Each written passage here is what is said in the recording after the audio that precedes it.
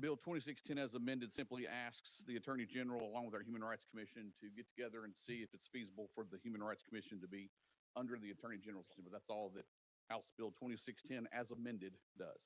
To the sponsor, are you familiar with what acts and policies the Human Rights Commission is supposed to enforce? Can you give us some examples? Commission does any acts of discrimination as such, anyone that may be discriminated against for housing. You know, that's one example, but there's many things that falls on the purview of the Human Rights Commission. Housing, public accommodations. The Human Rights Commission was created in some form in 1963, so it's an over 60-year-old commission to enforce the Civil Rights Act of 1964. Can you explain to us why you think that the Human Rights Commission should be placed under the Attorney General's office when the Attorney General has shown time and time again that he is hostile to civil and human rights when it comes to communities of color, when it comes to the LGBTQ community, and when it comes to anybody who does not look like yourself? Thank you. Recognized.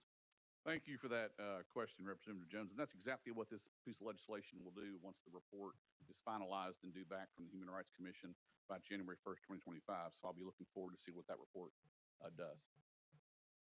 Can you explain where this idea came from to put this under the Attorney General? Because the initial bill was to put it under without a study. Has there been an issue with the Human Rights Commission as it exists now?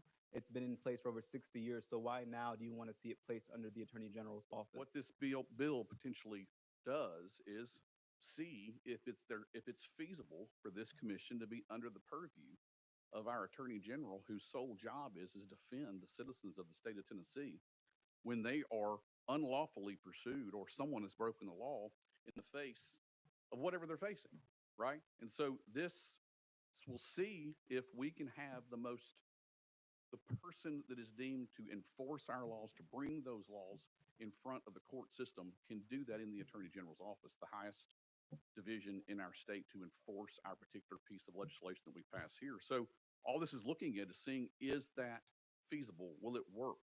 Will it prevent those that feel they've been discriminated against in order to stop it?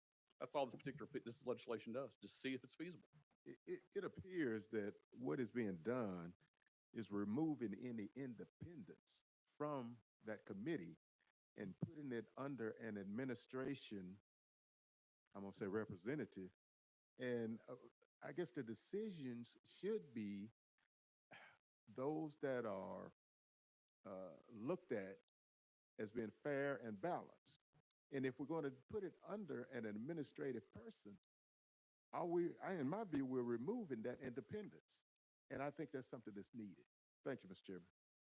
The Attorney General's office and the Human Rights Commission have heard your concerns, and that could be part of the report that is produced come January 1, 2025, to see if there's a level of any type of these agencies acting where it can't be independent. I would argue otherwise, but I think that'll come when the bill is proposed next session, if whatever the report deems necessary. So I'm looking forward to that debate at that time. What was the impetus for this? What was done wrong over these 60 years that again, all of a sudden we've got to make this change? What was the impetus for this change? Now the bill in front of you is not changing anything. It's just looking at the feasibility of transferring this commission under the Attorney General. So that would tell me somebody wants to make a change. And so, again, why are we discussing it? Why are we discussing a change? Certainly be discussed of what this is going to look like once this has been looked upon, to see the various advantages and the various disadvantages. So I think your question is a little bit premature. And if this should come back from the Attorney General that this is suggested from working with the Human Rights Commission and the Attorney General's office, that debate can take place at that time. But right now, all this piece of legislation that's in front of you is looking at that to see. It could come back and say, there's nothing needed, it needs to stay where it is. It could go back and say, it needs to be here, we feel we can do it better. Who knows what that report might be, but I think it's worth looking into this because people should not be discriminated against for any purpose in this state. And I want to make sure that's not going to happen. Representative Jones, last follow-up, please. Thank you. Sponsor, you still haven't answered the question. What is meriting even studying the issue? Has the Human Rights Commission done something not satisfactory to you?